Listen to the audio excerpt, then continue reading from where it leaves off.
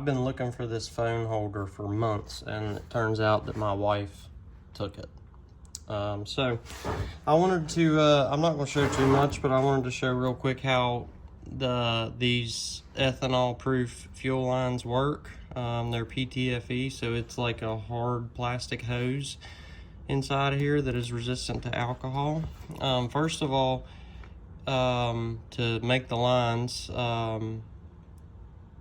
you're going to slide this collar on first, and then the next thing you want to do is peel back this wire mesh, the steel braided stuff, and the nylon, about like that. You know, just like a 1/4 inch or so. And then inside of that fitting, you'll find this. So this needs to slide down over that line and not be under any of this braided hose. So it has to go on there and not get caught on anything. And you see down inside of this little piece, there's like a few little edges. You need it to bottom all the way out. Oh, I may need to like smash it on the table to get it to go in all the way.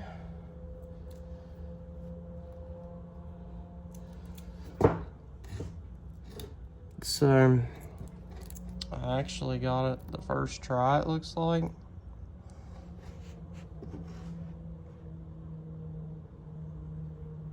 So it's like bottomed out pretty well in there. It's exactly what you want. If you peel it back just enough, then it works out like that. So then you want it to lay back down on it. Let me get it close to my eyeballs, make sure that there's like a piece of fuzz in there I'm trying to get out.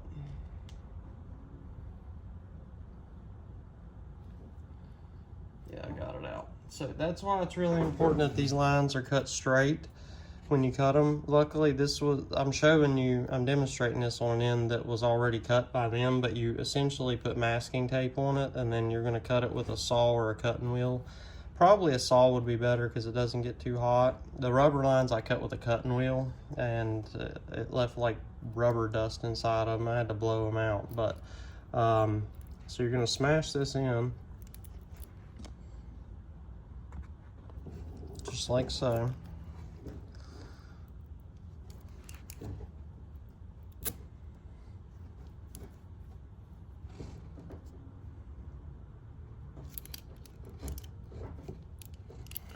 And then this piece, you jam down inside of there.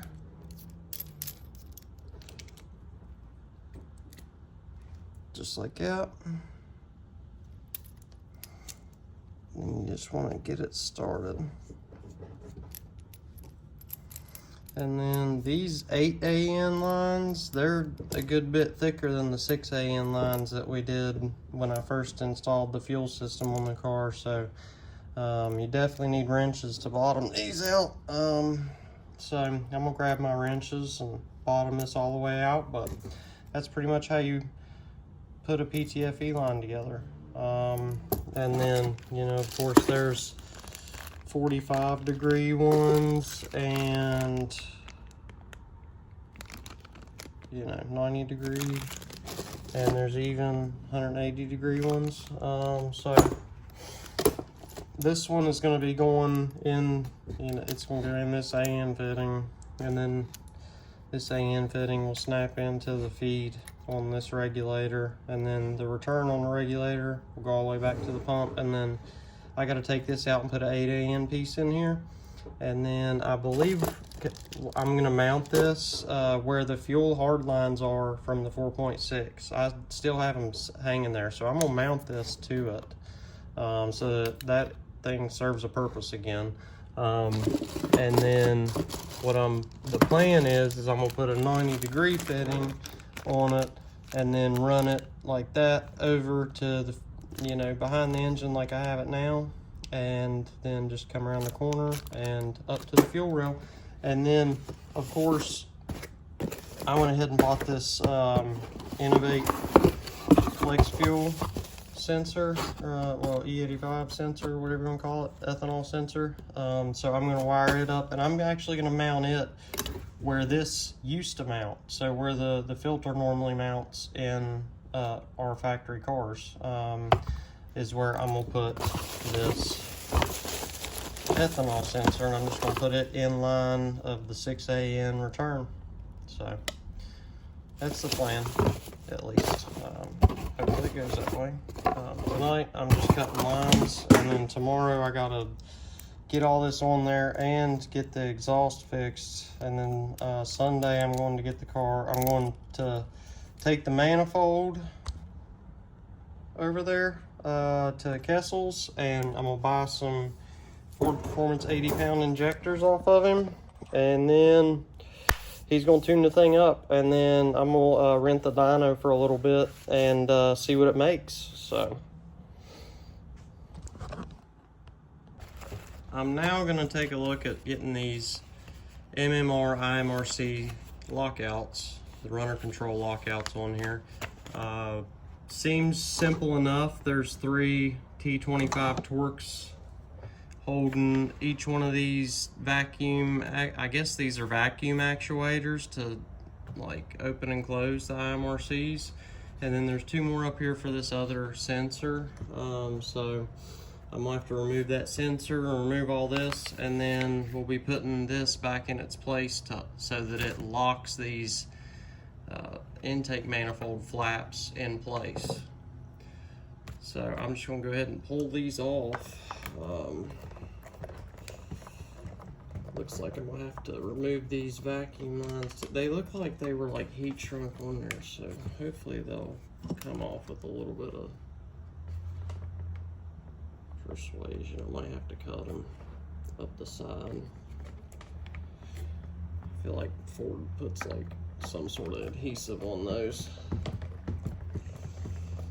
Alright, so get the 3rd bolt out of this actuator.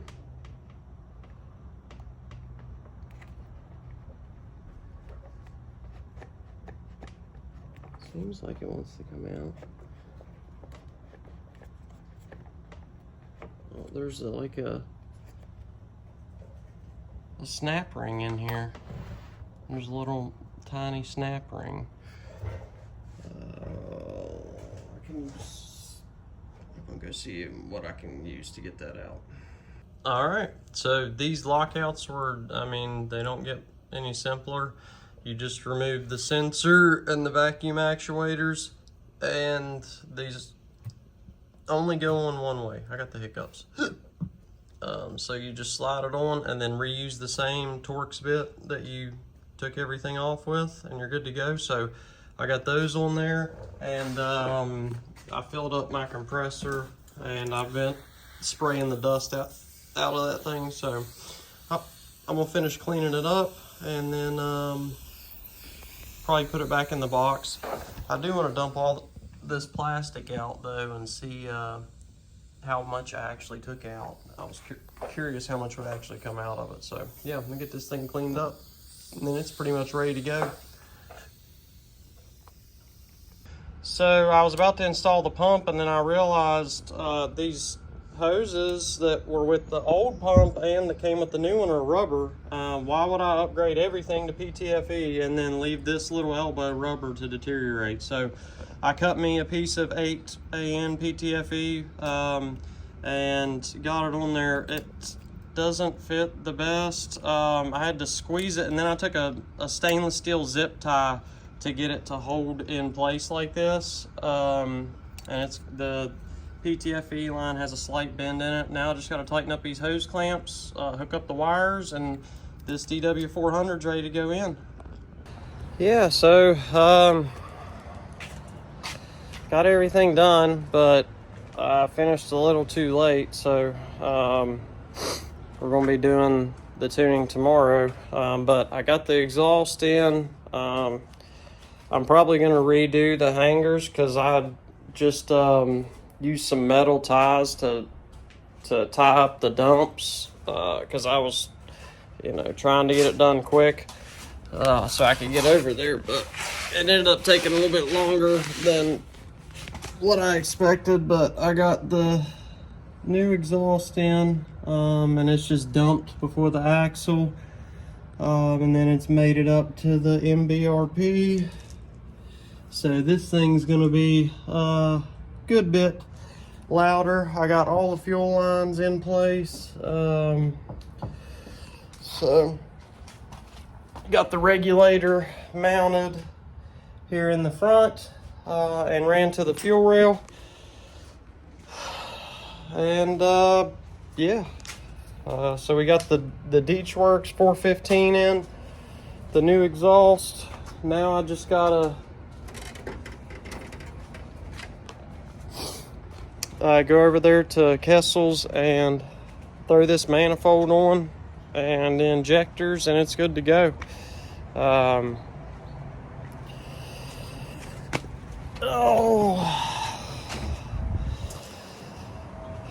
I might go make a hit with this new exhaust because I think that catback was kind of restrictive, and I pulled like at least 100 pounds out of it by removing that catback. So this thing's going to run a good bit better. But yeah, everything's looking good. I'm excited for tomorrow. I hooked up my draggy and I made another pass in this 90-degree heat on an uphill slope, and I ran a 12.0. So I think this is an 11-second car the way it sits. After I get the manifold and the E, it's probably going to be a 10-second car, which is crazy for a naturally aspirated car. But I guess I'm going to go get cleaned up. I'm covered in, I'm nasty because I was rolling around on the floor trying to rush and get this done. But yeah, everything's looking good.